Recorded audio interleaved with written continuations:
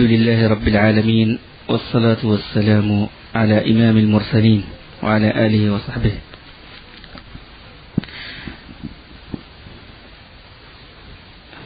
Le jour du jugement, cette personne qui fait cette pratique de riba, intérêt usuraire, on leur donnera une arme. Pourquoi? Il va dire pourquoi vous m'avez donné cette arme. Ils lui disent pour combattre.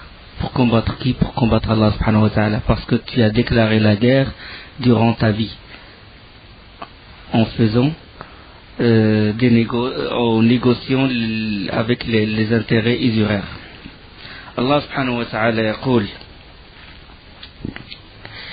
ceux qui mangent de l'intérêt usuraire, الذين يأكلون الربا لا يقومون إلا كما يقوم الذي يتخبطه الشيطان من المس ذلك بأنهم قالوا إنما البيع مثل الربا وأحل الله البيع وحرم الربا.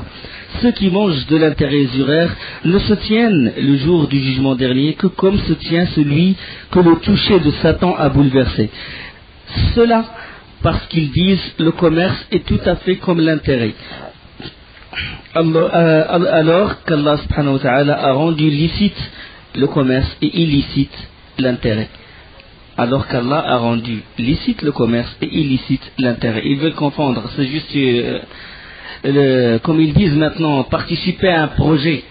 Ou des fois ils disent non, ce qui se fait à l'échelle de la banque c'est pas riba. Parce qu'à l'époque du prophète sallallahu alayhi wa sallam c'était juste à l'échelle des individus et tout. Riba il est riba, haram.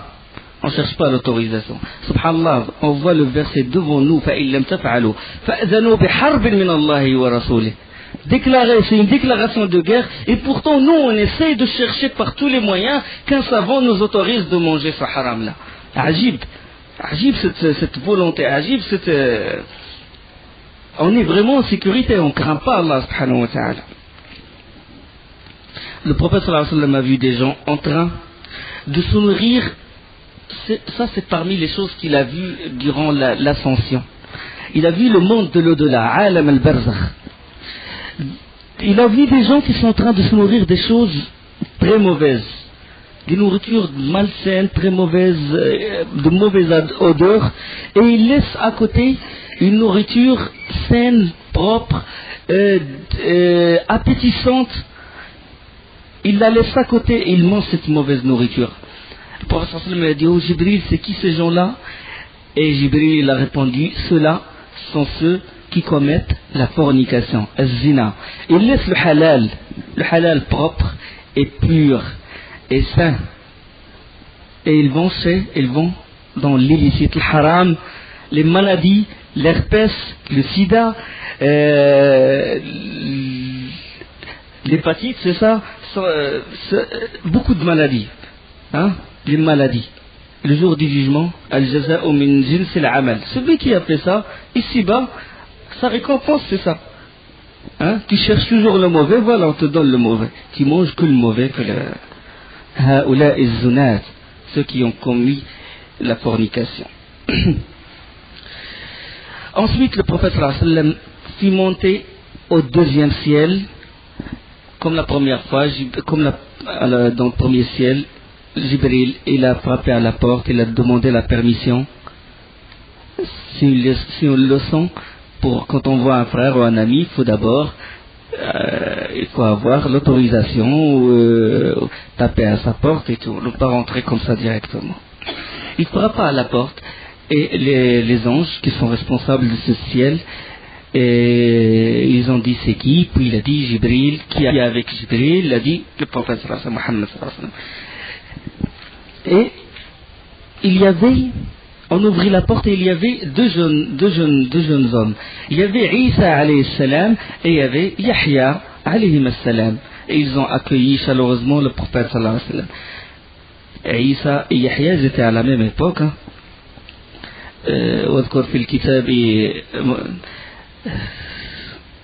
Parlons de Yahya alayhi salam. Ya Yahya khudh al-kitab biquwwa wa ataynahu al-hukma sabiyya. C'est un prophète d'Allah subhanahu wa ta'ala, l'un des plus proches.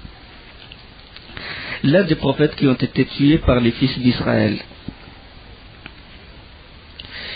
Et le prophète sallallahu alayhi wa sallam, il nous a décrit comment la forme de Isa alayhi salam dans beaucoup de hadiths authentiques. Il a dit c'est un homme brun, il n'est pas très grand et il n'est pas petit. Il a beaucoup de grains de beauté et s'il penche sa tête en avant, tu as l'impression que l'eau il coule de ses cheveux. Il nous décrit sa beauté sallallahu alayhi wa sallam. Au troisième ciel, il a vu le prophète sallallahu alayhi wa sallam fut accueilli par Youssef alayhi salam, Youssef ibn Ya'qub, Youssef. Et il a dit qu'il avait l'éclat de la pleine lune et qu'il avait reçu en don la moitié de toute la beauté existante, c'est-à-dire que la beauté qu'Allah a créée et il a partagé en deux. Une moitié elle est répartie sur tous les êtres humains et l'autre moitié elle appartient à Youssef seul. C'est pour ça que dans le Coran, même Allah subhanahu wa ta'ala parle dans Surat Youssef, quand la femme de l'Aziz, du roi, il a voulu le tenter et tout, et que les femmes de la ville commencent à propager des rumeurs sur elle, وقال نسوة في المدينة امرأة العزيز تراود فتاها عن نفسه إننا نراها في ضلال مبين فلما سمعت بمكرهن أرسلت إليهن وأعتدت لهن متكئا وآتت كل واحدة منهن سكينا وقالت اخرج عليهن فلما رأينه أكبرنه وقلنا فلما رأينه قطعن أيديهن وآتت كل واحدة منهن سكينا وقالت اخرج عليهن فلما رأينه أكبرنه وقطعن أيديهن وقلن حاش لله ما هذا بشرا إن هذا إلا ملك كريم. Quand il invita les femmes, lorsqu'il eut entendu leur fourberie parlant des femmes de la ville qui ont propagé sur elles ces paroles, il leur envoya des invitations et prépara pour elles une collation et elle remit à chacune d'elles un couteau, puis il a dit à Youssef, sors devant elle. Lorsqu'ils le virent, ils l'admirèrent et se coupèrent les mains et dirent, Allah ne plaise, ce n'est pas un être humain, ce n'est qu'un ange noble. Allah il dit dans le Coran, Qatta'na, ça veut pas dire qata'na, parce que la lettre ta, il y a shidda là-dessus, il a appuyé sur ta. Qata'a, ça veut dire couper, mais qatta'a, ça veut dire couper et recouper. Jusqu'à quel point ils étaient, quand ils l'ont vu, ils coupèrent leurs mains, et ils recoupèrent sans sentir le moindre mal. Et ils ont dit, Hasha lillahi ma hadha bashara. Ils étaient étonnés, ils ont dit, impossible qu'il soit un être humain, c'est un ange. En décrivant la beauté du prophète Youssef alayhi salatu wa salam. Bien sûr, on sait que son éminence, elle ne vient pas de sa beauté. Son éminence, elle vient du message qu'il a ramené, de sa prophétie, de sa moralité, de sa patience. Hein? Ça ne vient pas de sa beauté. Au quatrième ciel, le prophète sallallahu alayhi wa sallam rencontra Idris alayhi salatu wa salam. واذكر في الكتاب إدريس إنه كان صديقا نبيا ورفعناه مكانا عليا. Et mentionne Idris dans le livre, c'était un véridique et un prophète, et nous l'élevâmes à un haut rang. Au cinquième ciel, il y avait Haroun alayhi salam avec une grande barbe. Au sixième ciel, il a été accueilli par Moussa alayhi salam. Moussa Kalimullah, l'interlocuteur qui a parlé directement à Allah subhanahu wa ta'ala. Wa kallama Allahu Moussa taklima. Quand Allah parla à Moussa d'une vraie parole, sans traducteur, sans intermédiaire. ولما جاء موسى لميقاتنا وكلمه ربه. Il a eu ce privilège, Moussa alayhi salam. Au septième ciel, le prophète sallallahu alayhi wa sallam, il vit la maison peuplée, Al-Bayt al-Ma'mour. Al-Bayt al-Ma'mour, c'est quoi? Al-Bayt al-Ma'mour, c'est la Kaaba des habitants du ciel. Comme nous, on a une Kaaba, eux aussi, ils ont une Kaaba. Ils font tawaf autour. Ils font tawaf autour de la Kaaba. 70 000 anges, ils font tawaf. Chaque jour, 70 000 qui viennent, ils font tawaf et ils ne reviennent plus après. Chaque jour, il y a 70 000 nouveaux anges qui font le tawaf. Ça, c'est une version. Dans une autre version, ils disent 70 000 rentrent dans le Bayt al-Ma'mour et ils restent dedans. Chaque jour, il y a 70 000 qui s'ajoutent à 70 000 qui sont... Subhanallah. Malakut wa ma ya'lamu junuda rabbika illa hu. Seul Allah connaît ces soldats. Al-Bayt al-Ma'mour. Al-Bayt al-Ma'mour dans le 7e ciel. Et il a vu qui? Il a vu Ibrahim alayhi salatu wa salam muttaki'an mutawassidan al-Bayt al-Ma'mour. C'est-à-dire, il a mis son dos à al-Bayt al-Ma'mour. Il a adossé le Bayt al-Ma'mour. D'accord? Ceci, il a un intérêt dans la jurisprudence, c'est-à-dire qu'il est toléré dans le fiqh. Ça, c'est une leçon. De s'asseoir et d'adosser la Kaaba. D'accord? Ça, c'est une leçon. Il a vu Ibrahim alayhi salam. Et il a dit qu'il ressemble étonnamment à votre compagnon. C'est après quand il a décrit ça au compagnon, il a dit il ressemble étonnamment à votre compagnon, c'est-à-dire il ressemble beaucoup au prophète Mohammed sallallahu alayhi wa sallam. Al-Bayt al-Ma'mour, Allah il en parle dans le Coran, wa turi wa kitabim mastour fi riqqin mansour wa al-Bayt al-Ma'mour.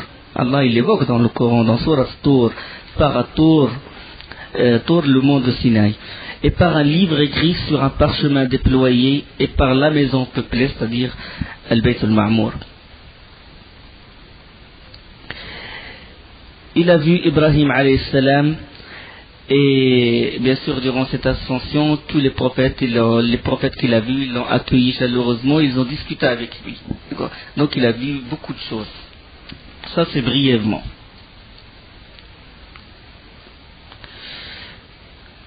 Et là, au 7e ciel, il a vu Jibril sous sa vraie forme, la forme originale, la forme avec comment il a été créé au début, 600 ailes, hein?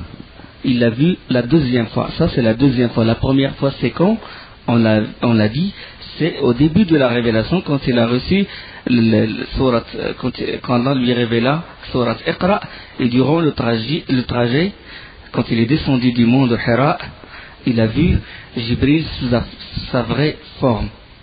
Hein? Il englobait l'horizon. Il cachait le ciel avec sa grandeur. Donc c'est la deuxième fois. Ça c'est une deuxième fois. وَلَقَدْ رَآهُ نَزْلَةً أُخْرَى عِنْدَ سِدْرَةِ الْمُنْتَهَى. Or, il l'avait vu en une autre rencontre près de Sidrat al-Muntaha. Ça, Sidrat al-Muntaha, c'est après le 7e ciel. C'est-à-dire que le prophète sallallahu alayhi wa sallam est monté dans un endroit qu'aucun être humain n'a pu atteindre. Aucun prophète n'a pu atteindre. Un degré que seul lui a eu ce privilège. Et il y avait Jibril alayhi salam avec lui, et il a vu Jibril sous sa vraie forme. D'accord? C'est-à-dire près de Sidrat al-Muntaha, le lotus de la limite. Et là, le prophète sallallahu alayhi wa sallam est monté dans un endroit où seuls, même les anges n'ont pu atteindre, sauf Jibril et le prophète sallallahu alayhi wa sallam, un degré proche de Sidrat al-Muntaha que aucun ange proche d'Allah, aucun être humain proche d'Allah n'a pu atteindre, sauf Jibril et Muhammad sallallahu alayhi wa sallam. Et là, Muhammad sallallahu alayhi wa sallam, il se tourna au cours de cette ascension, il a vu Jibril. Il l'a décrit comme un tapis usé. Jibril est devenu comme un tapis dans cet endroit-là. Jibril a pris cette forme comme un tapis usé par la crainte d'Allah subhanahu wa ta'ala. Quand il a atteint ce degré-là, ça y est, avec son humilité et tout, il s'est humilié devant Allah subhanahu wa ta'ala. Il glorifiait Allah subhanahu wa ta'ala, il montrait son humilité devant sa valeur, sa petite valeur devant la grandeur d'Allah subhanahu wa ta'ala. Et puis Jibril s'arrêta et a dit au prophète sallallahu alayhi wa sallam, avance. Le prophète sallallahu alayhi wa sallam a dit à Jibril, et toi? Il a dit, ça c'est le niveau, c'est ma limite, je ne peux pas dépasser cette limite. Et le prophète sallallahu alayhi wa sallam continue à son ascension, donc proche toujours de Sidrat al-Muntaha. Et le prophète, il a atteint un degré qu'aucun être humain ni ange n'a pu atteindre ce point-là, hein, au-dessus des 7 cieux, hein, proche de la limite, proche de Sidrat al-Muntaha. Et le prophète sallallahu alayhi wa sallam, il décrit ce Sidrat al-Muntaha, il l'a décrit, il a dit, elle est sous forme d'un arbre. Sous forme d'un arbre, il a dit, ses feuilles ressemblaient aux oreilles des éléphants. Et ses fruits ont la forme de jarres, les jarres d'une région qui s'appelle Hajar. Des jarres. Donc les feuilles ressemblent à des oreilles d'éléphant et les fruits sont sous forme de jarres. Un arbre qui ne se distingue pas par... il n'y a pas de signe distinctif, ne se distingue pas par sa beauté, mais sa forme est étrange. Et le prophète sallallahu alayhi wa sallam, il raconte pendant qu'il était ainsi, cet arbre fut couvert par la lumière d'Allah subhanahu wa ta'ala. Il fut couverte par la lumière. إذ يغشى السدرة ما يغشى. Dans Surat Al-Najm, Allah subhanahu wa ta'ala dit إذ يغشى السدرة ما يغشى ما زاغ البصر وما طغى لقد رأى من آيات ربه الكبرى. Qu'on couvrait le lotus, ce qui le couvre, son regard n'a pas dévié non plus qu'outrepassé. Parmi les signes de son Seigneur, il a vu les plus grandioses. Allah subhanahu wa ta'ala, sa lumière, il a envahi cet arbre. Quand Sidrat al-Muntaha fut illuminé par la lumière d'Allah subhanahu wa ta'ala, il s'est transformé. Et il est devenu d'une beauté que même le prophète sallallahu alayhi wa sallam n'a pu décrire. Il a dit, je ne peux pas décrire ce que j'ai vu. Il a dit, entouré de ce qu'il nous a dit, dans un hadith, il dit que il était entouré de papillons en or. Mais la description, la langue, il est incapable de décrire pareille beauté.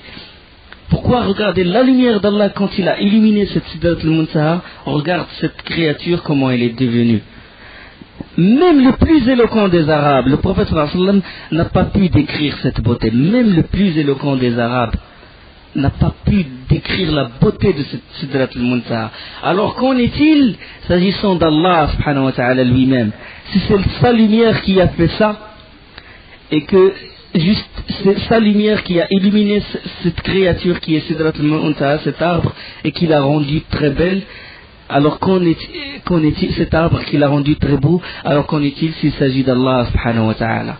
Et la plus grande récompense le jour du jugement, le jour dernier, c'est que les croyants, ils vont voir Allah subhanahu wa ta'ala.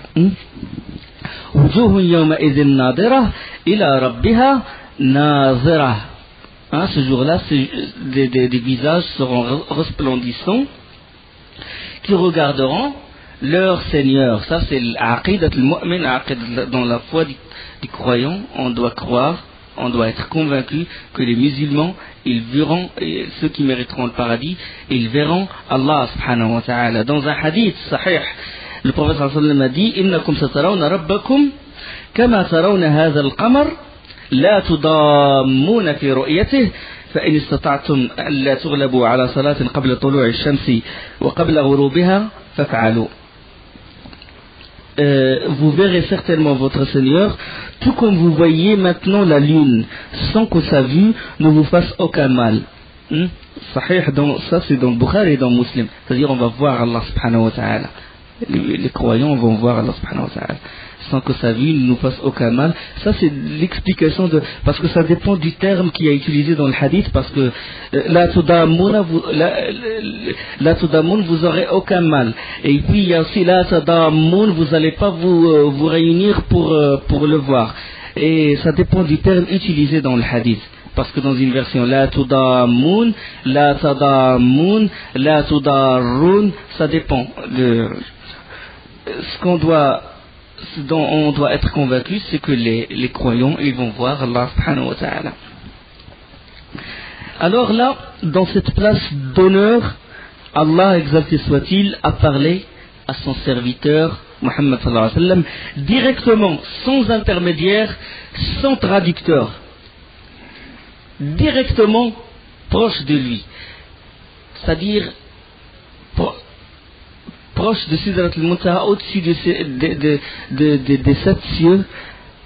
Allah subhanahu wa ta'ala, il parla, il s'adressa à son prophète, à son serviteur sallallahu alayhi wa sallam. On sait que Moussa, c'est Kalimullah, il a eu le privilège de parler directement avec Allah subhanahu wa ta'ala, et que le prophète sallallahu alayhi wa sallam est Khalilullah, le prophète Ibrahim alayhi salam, Khalilullah, il est intime ami d'Allah, et le prophète sallallahu alayhi wa sallam, il a eu ces deux privilèges, c'est-à-dire Kalimullah, il a parlé avec Allah subhanahu wa ta'ala directement, et Khalilullah, intime ami d'Allah subhanahu wa ta'ala. Dans cet endroit que ni ange ni être humain n'a pu atteindre, et que Allah subhanahu wa ta'ala s'adressa directement à son prophète sallallahu alayhi wa sallam, là le prophète sallallahu alayhi wa sallam fut recommandé de dire à sa communauté que la salat est fard, obligation, est une obligation. Dans cet endroit, pas sur terre, dans cet endroit que ni ange ni être humain n'a pu atteindre. Pourquoi? La valeur de la salat. La valeur de la salat. Allah ne l'a pas révélé sur terre, alors qu'il a révélé toutes les lois, malgré leur importance. La zakat, le hajj, le siyam, le tahrim al-zina, tahrim al-khamr, tout ce qui est salat al-rahim, tout ça sur terre. Mais la prière, il a fallu que le prophète sallallahu alayhi wa sallam monte et dépasse les 7 cieux, et qu'il se rapproche d'Allah subhanahu wa ta'ala, et qu'il voit la lumière d'Allah subhanahu wa ta'ala, et qu'Allah lui parle directement pour lui demander, pour lui dire que la salat est les fard sur la communauté. Regardez l'importance de la prière. L'importance de la prière. Al-ahdu alladhi baynana wa baynahum as-salah. Faman tarakaha faqad kafar. Hadith sahih. Et pourtant on cherche les paroles, tel tchir, tel alim, tel... C'est vrai, il y a une divergence là-dessus. C'est vrai, il y a un khilaf entre les savants. Mais il y a une différence entre quelqu'un qui cherche la vérité et quelqu'un qui cherche l'autorisation. Non, il n'est pas mécréant celui qui laisse la prière. Non, ça, non, ça. Il y a une grande différence. Mais attention, il y a des hadiths authentiques. Al-ahdu alladhi baynana wa baynahum as-salah. Faman tarakaha faqad kafar. بين الرجل وبين الكفر والشرك ترك الصلاة. La différence entre nous et les kuffars, c'est la prière. Celui qui délaisse la prière est mécréant. Kafara. بين الرجل, entre l'homme et shirk, et l'association et la mécréance, le fait de délaisser la prière. ترك الصلاة, c'est pas renier. Il n'a pas dit renier. فمن تركها, c'est pas la renier. Parce que celui qui la renie, même s'il fait la prière dans le premier rang, il est kafir. Celui qui renie l'obligation de la prière, même s'il se met en place dans le premier rang, il est mécréant, il la renie. Mais le prophète sallallahu alayhi wa sallam, il a dit celui qui délaisse. Alors ne changeons pas les mots. Importance de la prière. Au-dessus de cette cieux, il a été recommandé. Puis le prophète sallallahu alayhi wa sallam, il retourna et rencontra Moussa alayhi salatu wassalam, qui lui dit: que t'a-t-il ordonné? Que t'a ordonné ton Seigneur? Combien de prières t'a-t-on proposé? Et le prophète sallallahu alayhi wa sallam a dit: il m'a prescrit 50 salat dans la journée.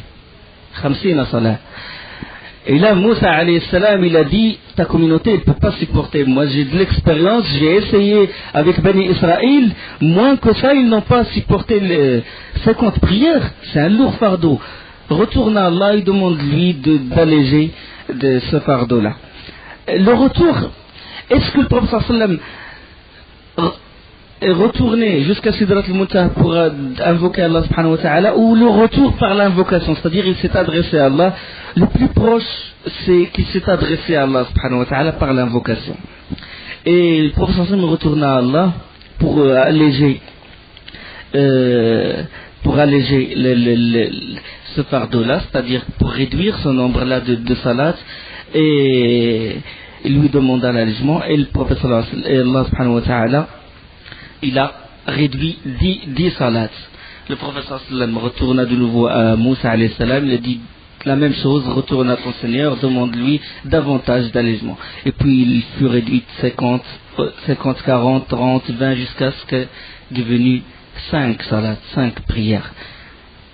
5 salats dans la journée. Fil yawm wal layla, le matin et le soir. Et là, Moussa, revenu près de Moussa, Moussa lui posa encore la même question, et à laquelle répondit le prophète sallallahu alayhi wa sallam, il a dit: je suis déjà retourné tant de fois près de mon Seigneur, et lui est tant demandé que j'en ai honte maintenant. C'est-à-dire pudeur du prophète sallallahu alayhi wa sallam. Retourner plusieurs fois, 5 prières, c'est bon. Mais j'accepte, comme il a dit sallallahu alayhi wa sallam, et je me soumets. Et Allah subhanahu wa ta'ala l'a appelé, il a dit ce sont 50 prières, c'était 50 prières, maintenant ce sont 5 prières avec la récompense de 50 prières. Hein? Ce sont 5 prières avec la récompense de 50 prières. Bien sûr, Moussa alayhi salam, quand il disait ça au prophète sallallahu alayhi wa sallam, c'est par miséricorde envers parce que les prophètes ils sont miséricordieux envers les humains. C'est pas pour dire que la communauté du prophète sallallahu alayhi wa sallam elle est incapable d'accomplir ce qu'a accompli les fils d'Israël ou quoi que ce soit. Non, c'est juste par miséricorde qu'il a dit ça, sallallahu alayhi wa sallam. Donc générosité d'Allah subhanahu wa ta'ala envers le prophète sallallahu alayhi wa sallam. Ce hadith-là, ces événements-là sont rapportés par le Bukhari Muslim. Il y a des différences dans les versions, mais on a choisi ce qui est proche de la version de Bukhari Muslim. Il était 50, ils sont devenus 5, et pourtant on cherche les excuses pour ne pas les faire. On réunit les 5 prières le soir, le travail, on cherche tout pour ne pas les faire. 5 prières, subhanallah.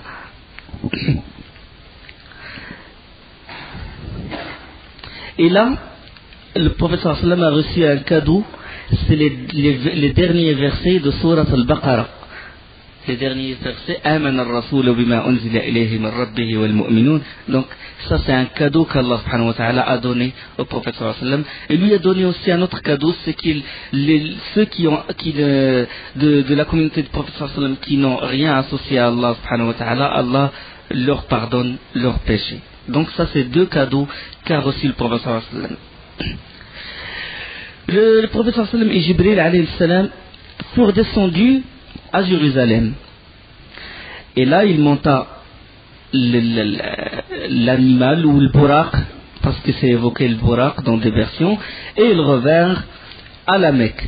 Dans le chemin de retour, le prophète sallallahu alayhi wa sallam il a vu des choses. Il a vu qu'il y avait des caravanes qui passaient. Des caravanes pour le commerce et tout, durant le trajet, le retour c'est-à-dire vers la Mecque. Et qu'un des chameaux d'une caravane, il a pris peur parce qu'au passage de le Buraq, il a été effrayé, puis il s'est échappé de la caravane, et puis les gens commençaient à le chercher. Et puis ils ont entendu une voix que votre chameau il se trouve à tel endroit et tout. Et c'était le prophète sallallahu alayhi wa sallam qui s'est adressé à eux. Et ils l'ont trouvé à cet endroit. De même, le prophète sallallahu alayhi wa sallam il a eu soif durant le trajet. Il a trouvé près d'une caravane un vase. Il y avait un couvercle là-dessus. Et puis il a levé le vase, puis il a bu le contenu de ce vase-là. Il a vu des choses, il a vu passer des choses. Et il regagna la Kaaba. Tout ce voyage en une nuit, la nuit, départ de la Mecque à le Bayt al-Maqdis, et puis l'ascension vers les 7 cieux, et le retour à Jérusalem, et de Jérusalem à la Mecque en une nuit, tout ça. Le prophète sallallahu alayhi wa sallam commença à relater les événements dans sa tête, et puis assis près de la Kaaba, il y avait Abu Jahl qui l'observait. Puis Abu Jahl, il a remarqué qu'il y a quelque chose d'anormal. Tu sais, quand quelqu'un il a vu quelque chose d'extraordinaire, ça peut se voir dans ses gestes. Et puis il est venu voir le prophète sallallahu alayhi wa sallam, il a dit, oh Mohammed, qu'y a-t-il de nouveau? Il y avait quelque chose de nouveau pour nous informer, quelque chose arrivé et qu'on n'est pas au courant. Et le prophète sallallahu alayhi wa sallam, il a répondu, il a dit oui. Il a dit, qu'y a-t-il? Il a dit, je suis allé à Jérusalem hier et je suis revenu. Je suis à l'aube, je suis là. Ah bon, il a dit, tu étais à Jérusalem? Ah, qu'est-ce qu'il y avait à Jérusalem? Ah, la mosquée de l'Aqsa. Ah oui. Et sûrement tu as fait la prière là-bas. Et tu es revenu. Ah oui, bien sûr, parce que tu es maintenant avec nous. Ça veut dire que tu es revenu. Et le professeur sallam, il dit oui. Il a pris sa tête à Bougel. Et là, il a eu l'impression qu'il, maintenant, ça y est, il va triompher. Il a trouvé un prétexte de moquerie et tout. Il a dit, est-ce que je peux dire ça aux gens? Est-ce que je peux propager ça? Et le professeur sallam, il dit, tu peux le faire. Tu peux le faire sans problème. Aussitôt, il rassemble le Quraysh. Venez. Venez tout le monde. Venez tout le monde. Maintenant, j'ai découvert une chose. Maintenant, j'ai une preuve concrète que Mohammed est un menteur. Ça y est, c'est un prétexte. Là, il a trouvé le point où il a cru triompher. Et l'effet de l'événement, il était très violent. C'est-à-dire, ça s'est propagé vite à la Mecque et tout. Et puis, les gens commençaient à se demander vraiment, est-ce qu'il est véridique dans ce qu'il dit?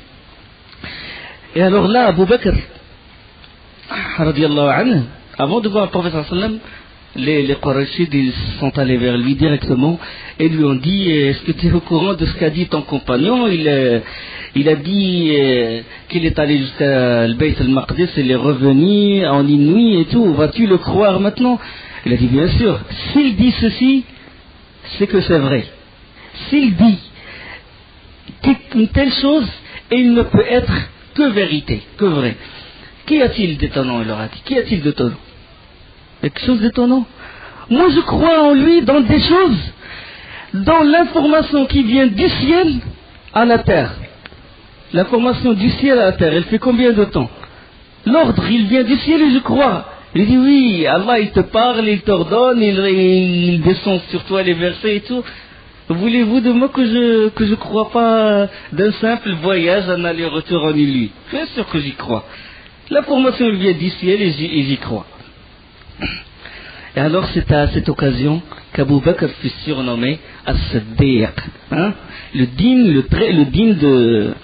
le très sincère. Les Quraysh se sont réunis autour du prophète sallallahu alayhi wa sallam et lui dirent, nous savons que tu n'as jamais été à Jérusalem, en Palestine. Nous savons. Et encore plus, nous savons que tu n'as jamais été à la mosquée de l'Aqsa. Et nous connaissons la mosquée de l'Aqsa, nous la connaissons. Il y a des gens parmi nous qui connaissent très bien, qui connaissent très bien le masjid de l'Aqsa. Ils sont allés, font des commerces là-bas, ils connaissent les détails. Maintenant, il y a une chose. Tu prétends que tu es parti à le masjid de l'Aqsa. On sait que n'importe quel môme, n'importe quel enfant, il sait qu'il faut un mois pour aller jusqu'à le masjid de l'Aqsa et un mois pour retourner. Tout le monde sait ça. Toi, tu prétends que tu as fait ça en une nuit. Décris-nous le masjid de l'Aqsa. Le prophète sallam, le voyage était de nuit. Et il est rentré dans la mosquée de nuit.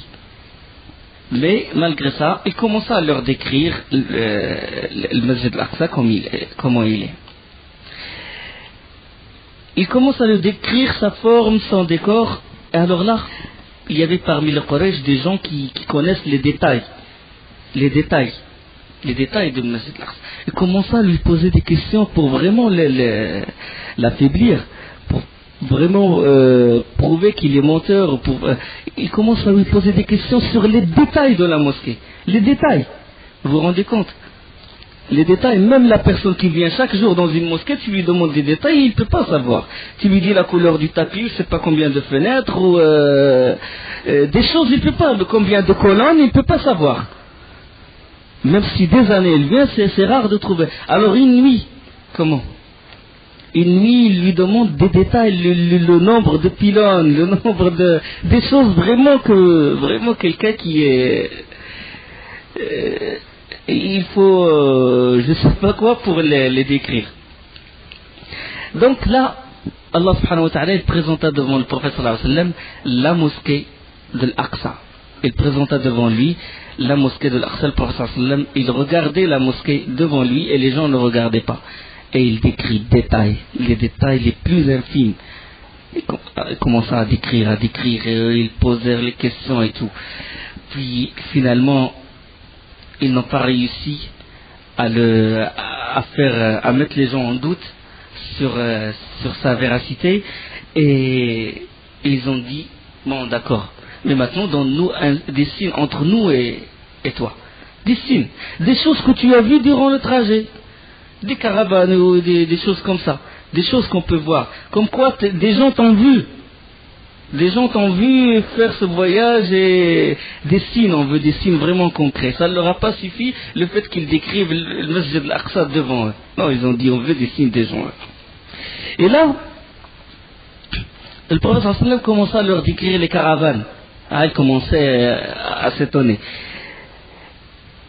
Il commença à leur décrire les caravanes, comme quoi il y avait un chameau, une telle caravane avec un chameau gris et qui porte 2 sacs, la couleur des sacs, que l'un des chameaux a pris la fuite, il s'est échappé de cette caravane, et que je leur ai dit qu'il est dans cet endroit, cette caravane elle est comme ça, j'ai vu dans tel vase, ils étaient là, des détails très importants, c'est-à-dire les détails qu'ils ne peuvent pas rejeter.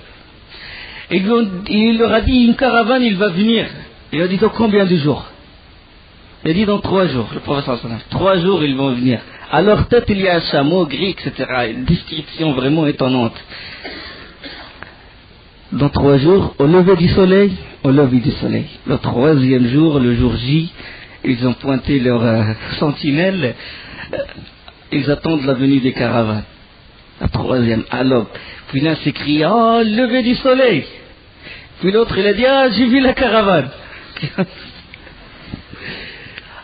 Comme l'a décrit le prophète sallallahu alayhi wa sallam, comme l'a décrit, avec à leur tête un chameau gris, etc.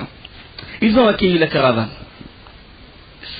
Ils sont accourus vers la caravane. Vous avez perdu quelque chose. Il y avait un vase. Vous avez entendu un cri. Vous avez ça. Oui, qui vous a informé? Qui vous a informé de tout ça? Là, il n'y a aucune raison de repousser les paroles du prophète sallallahu alayhi wa sallam. Et là, malgré ceci, ils n'ont pas cru. Malgré toutes ces preuves concrètes, ils n'ont pas cru. Ils n'ont pas cru au prophète sallallahu alayhi wa sallam. Bien sûr, cet événement, ce n'est pas pour témoigner sur les mécréants, mais c'était une consolation, et c'était un signe, un miracle, c'était une consolation du prophète sallallahu alayhi wa sallam, et c'était pour rapprocher le prophète sallallahu alayhi wa sallam davantage, qu'Allah rapproche le prophète sallallahu alayhi wa sallam davantage vers lui. Sinon, les Quraysh, ils ont vu des signes, mais ils n'ont pas cru. Après ceci, ils ont défié le prophète sallallahu alayhi wa sallam. Ils ont défié le prophète sallallahu alayhi wa sallam. Il a dit, maintenant on veut voir un vrai signe, on veut voir quelque chose devant nous. On t'a déjà demandé de faire tomber le ciel sur nous en morceaux, de rendre la Mecque en jardin et en rivière, etc. Tu ne nous as pas répondu. Maintenant il faut que tu nous donnes un signe. Puis le prophète sallallahu alayhi wa sallam leur a dit, si je demande à la lune de se fondre en 2, allez-vous me croire? Ils ont dit oui. Et d'accord. Ils sont fixés un rendez-vous le jour de la pleine lune, le soir de la pleine lune. Ils sont réunis, puis le prophète sallallahu alayhi wa sallam invoqua Allah subhanahu wa ta'ala, puis la lune se fondit en 2. En 2 moitiés, séparées par une montagne.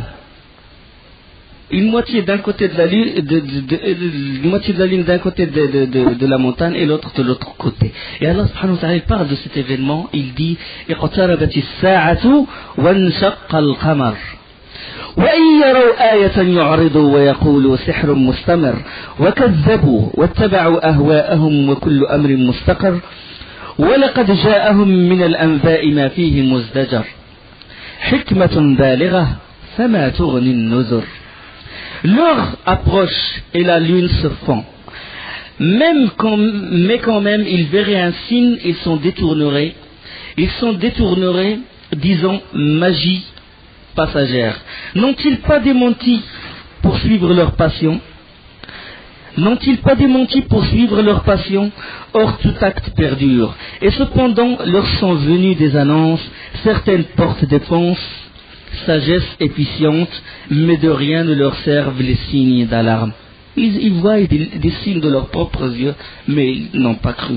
Les historiens tels que Ibn Kathir, rahimahullah, ils ont dit que les gens ils ont commencé leur date dans certains endroits par cet événement, par le fait que la lune s'est fondue en deux, et qu'ils ont mis ça dans leur date, c'est-à-dire pas seulement à la Mecque, mais en dehors de la Mecque. En Inde, ils ont vu la lune se fondre en deux. En Inde, ils ont vu ça. C'est-à-dire que c'était un événement à l'échelle du globe. C'est un miracle d'Allah subhanahu wa ta'ala. Donc, quand le prophète sallam a dit, il a découvert que rien n'a servi avec les Quraysh. Ils ont vu des signes et des signes et des signes. Et le plus grand signe, c'est la parole d'Allah subhanahu wa ta'ala, ni à l'échelle du groupe, ni à l'échelle individuelle. C'est-à-dire, alors, ils viennent, ils le défient, ou bien à l'échelle d'individus, parce qu'il y a dans un hadith que Rukana, c'est l'un des plus grands lutteurs de l'Arabie. Personne ne le bat. Personne. Puis il a dit au prophète sallallahu alayhi wa sallam, il a dit, on fait un combat. Et si tu me bats, je rentre en islam.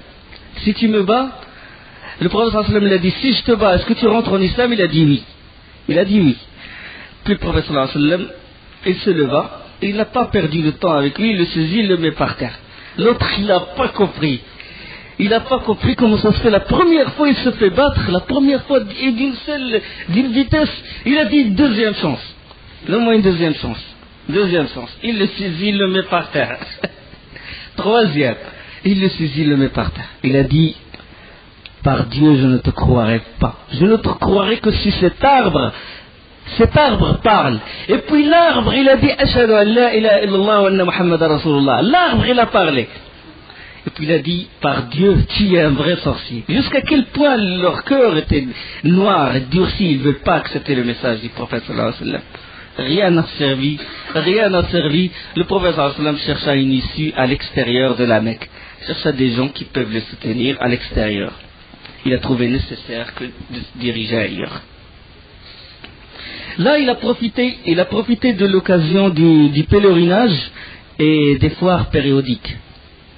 Et il s'adressa aux tribus pour y faire connaître sa religion et pour le soutenir. Rabi'a ibn Abdillah al-Dayli, cette personne s'est convertie après. Il a embrassé l'islam après. Mais avant, quand il était mécréant, il décrivait la scène. Il a vu le prophète sallallahu alayhi wa sallam il a dit, j'ai vu le prophète de mes propres yeux dans le marché de Dhil Majaz. Il dit aux gens, il appelle les gens d'adorer Allah subhanahu wa ta'ala sans rien lui associer. Il a dit, j'étais avec mon père et je regardais le prophète sallallahu alayhi wa sallam suivre les gens de chaque tribu.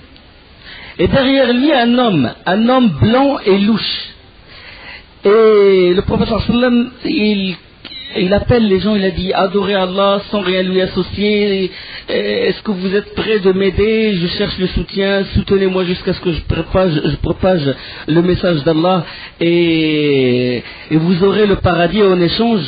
Lui, dans les marchés, dans beaucoup d'endroits, le prophète sallallahu alayhi wa sallam, il appelle les gens, et derrière lui, dès qu'il termine, le prophète sallallahu alayhi wa sallam, cet homme, il s'adresse aux gens, il dit, non, c'est un menteur, ne le suivez pas, il veut que vous vous désavouez des djinns avec qui vous êtes alliés, il veut que vous vous désavouez de Lat ou l'Uzza, il a innové une religion, c'est un égareur. C'est un menteur, nous on est de sa famille, on est de son peuple, et nous on est les plus grands juges, on le connaît plus que d'autres. Puis la personne, il a dit, il était accompagné de son père, il a dit, c'est qui cette personne? Et son père a répondu, c'est son oncle Abu Lahab, l'oncle du prophète sallallahu alayhi wa sallam. Son seul souci, les gens ils s'occupaient du commerce, ils ont